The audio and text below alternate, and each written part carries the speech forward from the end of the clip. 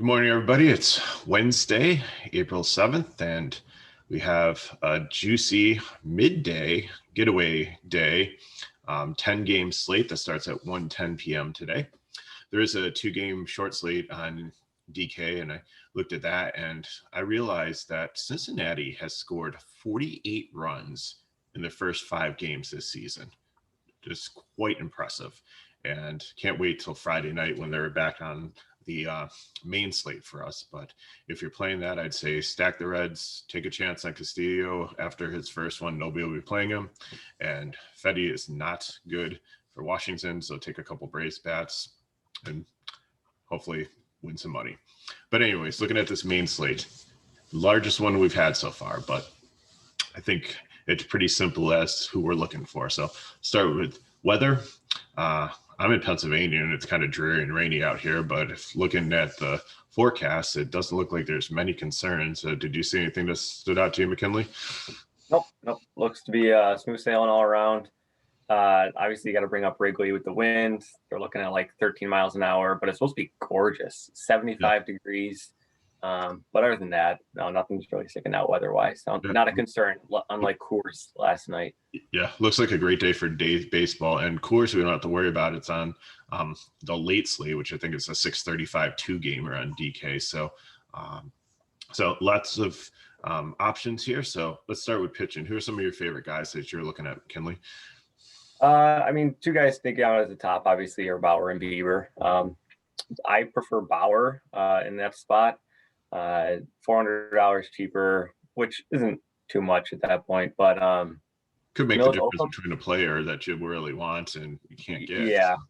Well, Oakland bats have really been struggling so far to start the season, and we saw what Bauer is capable of doing and how he just kind of mowed down that Colorado line in Coors, which is not the same Colorado line. If you've been watching these videos, you know we've talked about that, but it's still Coors Field, and still what he did was very impressive.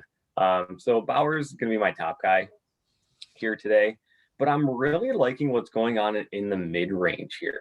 And before we get off, like down to there, like with Bieber, like this Kansas City team has been hitting and they're good and they don't strike out. So I think he's a good leverage play because I think people might avoid him being the highest priced one. So he might be a good GPP one, but in cash, I think you're right. Bauer would be the choice up top. Okay. Mid-range. Yeah. Yes, definitely.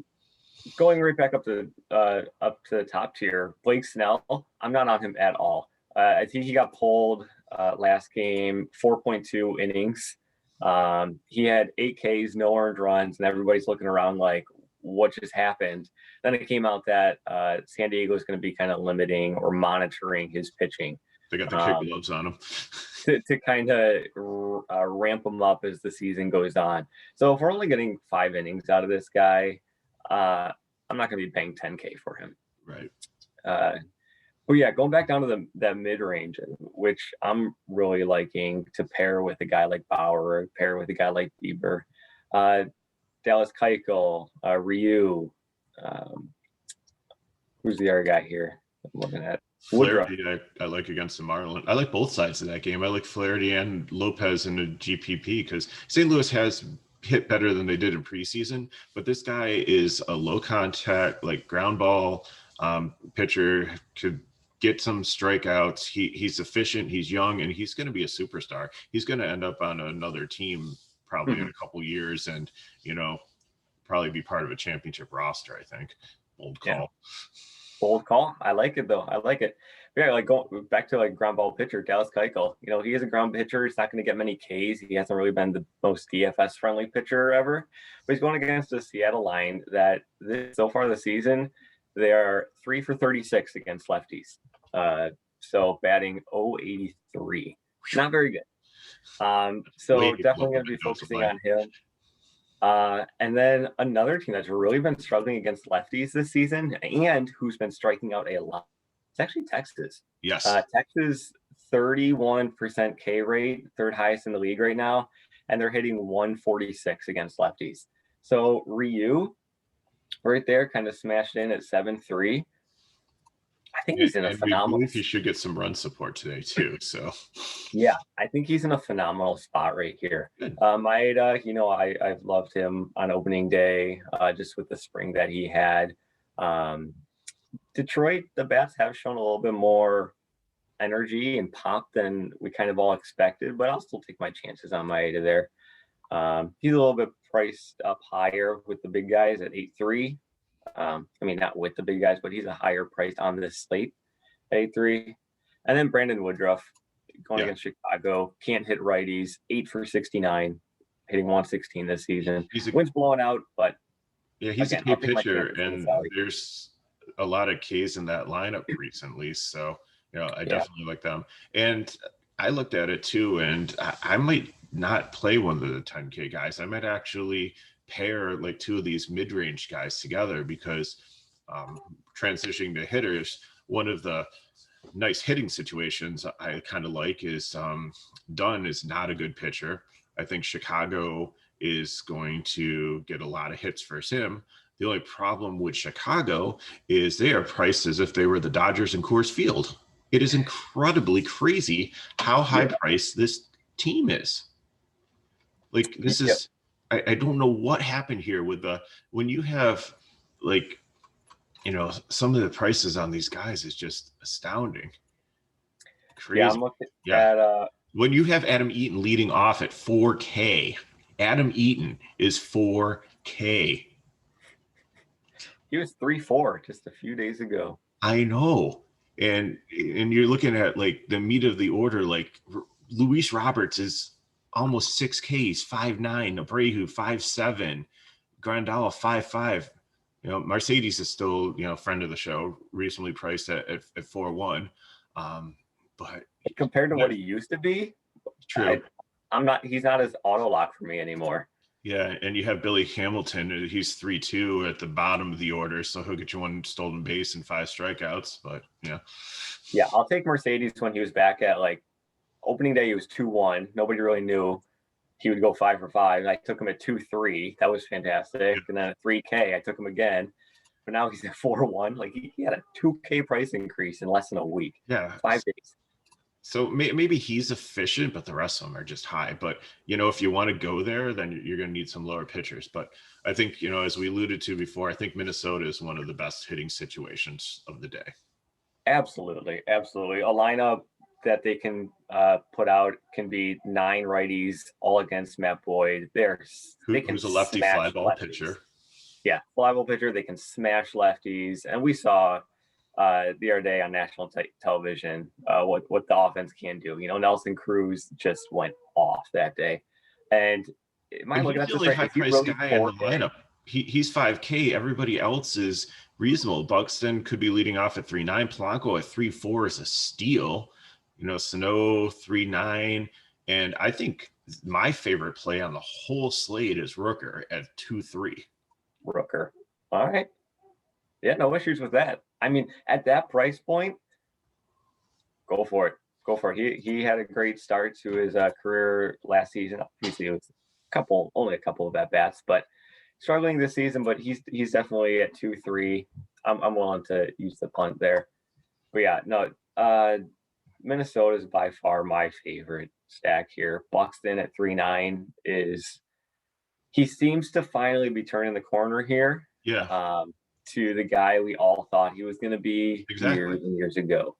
So at 3.9, I'll be taking him. If you get Sano in the middle of the lineup there at also 3.9, lock him in. Polanco 3.4, stolen base upside, all that stuff. So absolutely, he's a switch hitter too. So Boyd gets knocked out early, and they bring in a righty, then he's got the split advantage no matter where. So definitely like that. Anybody good to pair with this team? Maybe. I want to pair Toronto with them. Okay. If by doing so, you're not going to be able to go Bauer and Bieber. It's just you don't have the salary for it. The Toronto bats are kind of like the White Sox bats that you were talking about, in that they're all very priced up: 5.3, 5.2, 5K, 4.8, 4.7. It's tough to squeeze those guys in with the Minnesota bats. So what you can do is go down to that mid-range pitcher. which we talked about earlier, and you can kind of squeak something in there. Or Tellus is a good value there at 3.5. He's hitting a little bit down in the order, but he's a lefty, and he's the one I think that's been in the lineup benefiting from Springer being out. So yeah, absolutely. Other than that, I mean, I'm just trying to look for some value on the slate here. I kind of like Philly versus Peterson. He's a fly ball pitcher, not a home run fly ball pitcher, but it is a smaller park. So I definitely like some of the lefties versus him. So I was hoping you were going to say Andrew McCutchen, because he was actually one of the top values that I was looking at. Yeah. If he's leading off here at 3.2, he's going to provide some awesome savings for you. Just looking at some R value here, Ben Gamel could be leading off. I love Cleveland. Yeah, definitely. At 3K. You also have Bauer on that team too, who's hits down in the order, but he's pretty good. So. Yep. Jacob. So, I mean, the value is there today. You just kind of got to look around, search for it. You can get Garcia possibly at 2.9 in the heart of the order with winds blowing out at Wrigley. Yeah. So the value's there. I don't think there's any salary constraints going on today. No, just looking by position, like catcher, I noted like Murphy and Neifus are pretty reasonably priced. First base is pretty high, but White isn't bad. He's below 4K, I think. Solak had a good day yesterday with Texas for second. Longoria would be a good GPP at third base. He's done, even though it's against Snell. Snell has given up some power, and Longoria has hit left-handed pitching really good this season. If you're looking for a cheap shortstop, Chisholm from Miami has started off the season really hot. He has some speed, hitting good contact, and then outfielders, we said Rooker, but Isbell in Kansas City, he hits down in the order, but he's got some contact speed. He's off to a great start. Quinn fantastic. Has some speed, and he doesn't have power, but he gets on base, and those bases and those points add up. He's like that person that like grinds out points. He's not going to like hit a home run and get you the 16, but throughout the course of 3 at bats, little by little, he can add up to like a 10, and at his price, it's great. Dickerson leading off for Miami is also someone I'm looking at. And like we said, Gamble in Cleveland, and I think who else on Cleveland? Oh, Naylor. It's not bad. He's in the middle of the order at 2.6 lefty versus righty. Junis isn't a good pitcher either. So, I mean, Cleveland might be a sneaky stack that people aren't on as they look at the other players. No. Yeah, so the value is definitely there, as you just kind of went through a whole bunch of names.